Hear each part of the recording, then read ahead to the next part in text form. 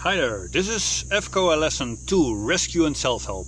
Your best tools to watch this with your buddy and to practice the moves on land before you practice them in shallow water. The 5 topics that we will practice are how to be a safety, cramp removal, panicked swimmer response, transporting a tired diver, and how to exit a tired diver. In the last lesson we did our first dives and we learned how to safety each other. We did safety each other from the surface and we practiced how to get the diver's mouth out of the water in case he blacks out. In this lesson the safety diver will start going down to meet the diver and escort him up to the surface. Even if you only want to go down half a meter, that is fine, just get the feel of it. As a safety diver, you are giving a service to the diver. There are different things the diver could request from you. For example, they could ask you, once you see me coming up, start coming down, okay? Or, once you feel me pull the rope, start coming down for me, okay? Or, once 1 minute has passed, start coming down for me, okay?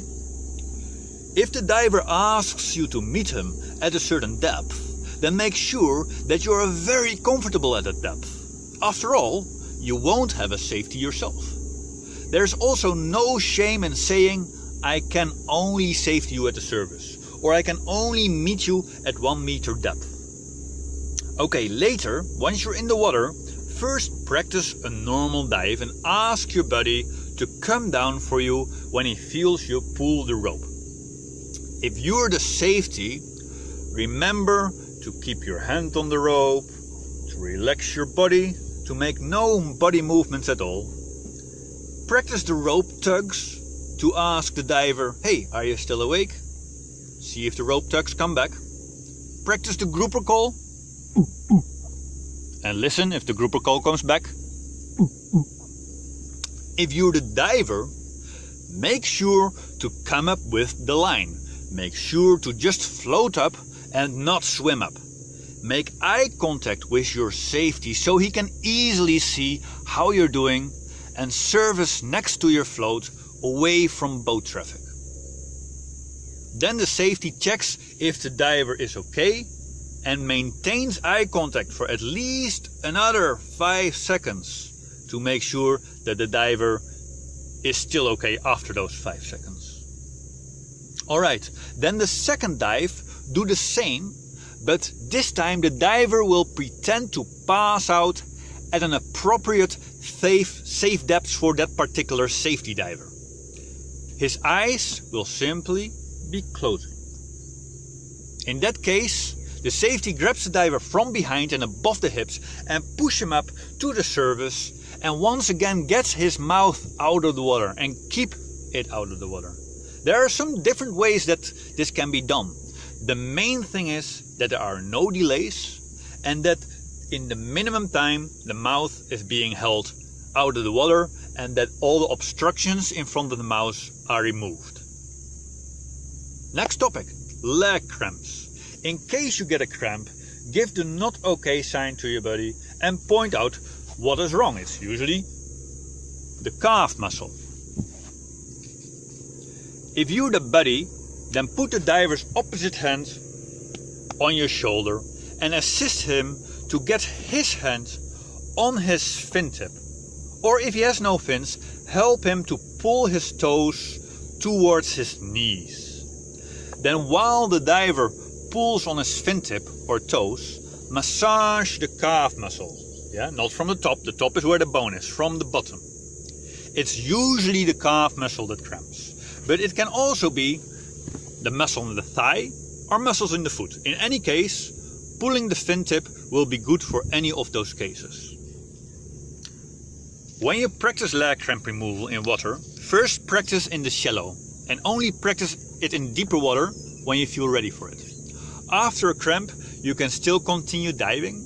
Just use your legs less. Do some line dives, pulling yourself down with your arms while not moving your legs. Cramps can be prevented by drinking sufficient water and eating bananas before and during the dive. The next topic is how to respond to a panicking swimmer. If you continue diving, you probably are going to meet a panicking swimmer one day. A panicking swimmer wants to climb out of the water and will try to climb on top of anything, including you. People have drowned trying to rescue panicked swimmers. So what to do if he gets a grip of you and locks his arm around your neck?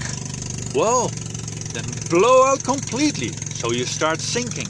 The moment you start sinking, he will let you go. He does not want to go down with you. He wants to climb on top of things that float.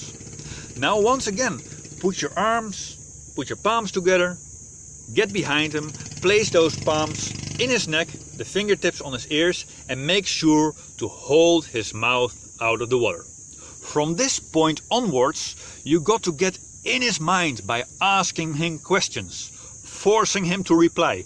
As long as you can keep him talking, he will not get back into a panic. You can start with, "I got you. What's your name?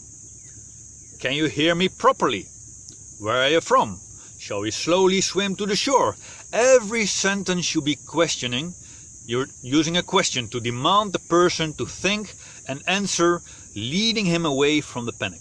Once he is calmer, you can ask him if he can hold your shoulders. In that way, you can actually see where you're going, and now you can also use your hands to swim. But you would want to instruct him to not push you under and tell him that only his mouth needs to be out of the water, not his complete body. You can ask him to swim along with you. This does not only help you, but it also gives the panicking swimmer the feeling that now he is part of a team. He's making a team effort, and that makes him feel less helpless. Panicked swimmers are often embarrassed about needing help, so the more they can do help themselves, the better. Once you can stand, keep him in the water. Don't make a big deal out of the rescue. Simply acknowledge that the area he was in was not suitable at this point, and point out the area where he can practice safely. Then show him some fishes, some hermit crabs, some sea stars in the shallow area, and do something enjoyable. If the diver really wants to get out of the water, ask him if you can at least keep him in the water for another 5 minutes to show him something cool. Sometimes it helps if you just give that 5-minute time to try something, and often they relax enough to continue diving. And now the person goes home at least still having a happy memory as well. Next topic is transport. How to move an unconscious or tired diver.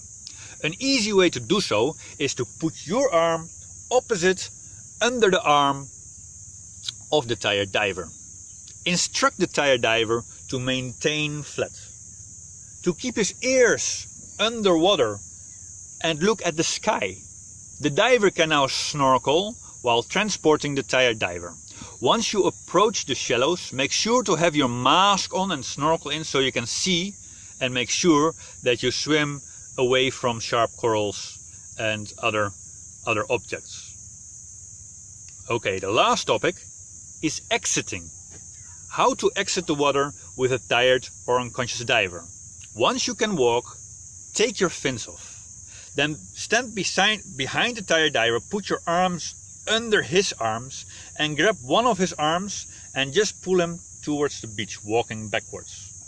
But once it gets shallow, you better sit down, especially if the ground is uneven and you could easily fall. Now put his arms under your knees and lock them on top of his hips.